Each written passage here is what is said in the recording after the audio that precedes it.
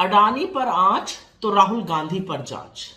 ये कितनी बड़ी विडंबना है कि अडानी को बचाने के लिए सारा स्वांग रचा जा रहा है। और स्वांग कैसा रचा जा रहा है 2 मिनट में सुन लीजिए।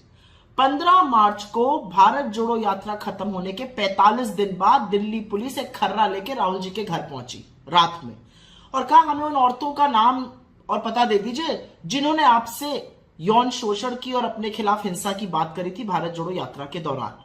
उनके सहायक ने कहा मुझे नोटिस दे दीजिए, मैं पहुंचा दूंगा।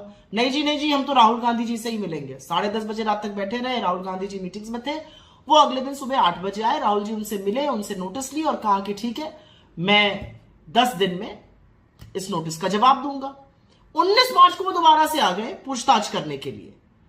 अरे भाई, जब कहा है जवाब देंगे तो वेट करिए, लेकिन वहां से चाबी भरी जा रही होगी अमित शाह और नरेंद्र मोदी जी की, तो वो दोबारा से पहुंच गए थे। खैर, मैं 2 बातें कहना चाहती हूं। पहली बात मैं महिलाओं पर कहना चाहती हूं। इस देश का कोई भी ऐसा नेता है, महिला या पुरुष, जो इतना विश्वास दिला सके औरतों को कि वो आकर अपना दुख, अपनी वेदना, अपने दर्द के बारे में कह सके और 2 आंसू बहा सके। ये सुरक्षा का कवच भारत जोड़ो यात्रा और राहुल गांधी जी ने दिया था।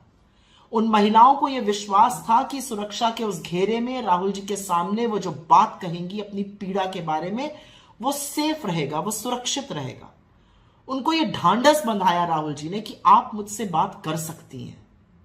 यह बहुत बड़ी बात है। कोई महिला अपने मन की बात और खासतौर से पीड़ा के बारे में जिक्र ऐसे करती नहीं है। और जब महिला किसी का हाथ पकड़ के 2 कदम चलती है ना, तो उसको यह विश्वास होता है उस व्यक्ति की नैतिकता पर। उसको विश्वास होता है कि मैं सुरक्षित हूं। उसको विश्वास होता है कि मेरे साथ यहां पर कुछ गलत नहीं होगा। और यही हमने भारत जोड़ो यात्रा में लगातार देखा। और इसमें मामला डिग्निटी और प्राइवेसी का भी है। लेकिन राहुल जी की टीम जो जवाब देगी वो 10 दिन में सबके सामने होगा और पता चलेगा। लाखों करोड़ों लोगों से मिले हैं वो और करोड़ों लोगों ने अपनी व्यथा सुनाई है। मेरा अपना मानना यह है कि राहुल गांधी जी से जो महिलाओं को लेकर सवाल कर रहे हैं, उन मूर्खों को क्या याद है कि जब निर्भया का कांड हुआ था तो निर्भया के भाई को पढ़ाने का और अंत तक पायलट बनाने का बीड़ा राहुल गांधी ने उठाया था। कैमरा से दूर, सुर्खियों से दूर, न्यूज नहीं आई थी इसकी, लेकिन भाई का पूरा बीड़ा, पूरी जिम्मेदारी उठाई थी। हाथरस में जिस बेटी को आपने जला दिया था ना, फूंक दिया था 2:30 बजे रात को बिना उसके परिवार के, उस पीड़िता के परिवार से जब वो मिलने जा रहे थे तो आपकी पुलिस ने ये हिमाकत करी थी कि उनके गिरेबां पे हाथ डाला था। दिल्ली में जब बच्ची के साथ यौन शोषण हुआ था तो उसको न्याय दिलाने की गुहार लगाने में सबसे पहले और सबसे आगे राहुल गांधी थे।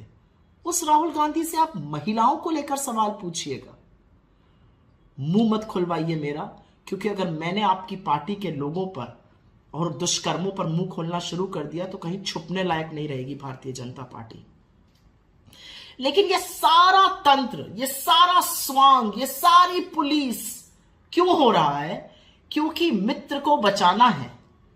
जेपीसी हम गठित नहीं करेंगे, संसद में हम नहीं बोलने देंगे, संसद को म्यूट हम कर देंगे, बोलेंगे तो नारेबाजी हम करेंगे, संसद को स्थगित हम कराएंगे, विपक्ष भी नहीं कराएगा, अब तो सत्ता पक्ष कराएगा। और आप जिस तरह से राहुल गांधी के खिलाफ पुलिस भेज के आपको लग रहा है कि वो डर जाएंगे और अडानी पर पूछेंगे नहीं। अरे साहब, भूलिए मत, राहुल सावरकर नाम नहीं है, राहुल गांधी नाम है। लेकिन मैं तो चाहती हूं कि आप जो कर रहे हैं वो और करिए, क्योंकि ये देश भी तो देखे कि आप असली में है क्या, आपका असली चाल चरित्र और चेहरा क्या है। मैं तो चाहती हूं कि वो आप और करें, पूरी पोल पट्टी तो खुले, सबको समझ में तो आए 60 गांठ अडानी से कितनी लंबी है, सबको समझ में तो आए कि क्या फजीहत करवाने पर आप तुले हैं। एक बात सच है, मालिक को बचाने के लिए पूरी सरकार मैदान में उतर चुकी है। और मालिक यहां पर मैं मोदी जी की बात नहीं कर रही हूं, उनके भी बड़े वाले मालिक की बात कर रही हूं। आप समझ गए होंगे किसकी। अडानी पर सवाल न थमेंगे, न हम रुकेंगे और ना आपके आक्षेपों और आपकी गीदड़ धमकियों से डरेंगे।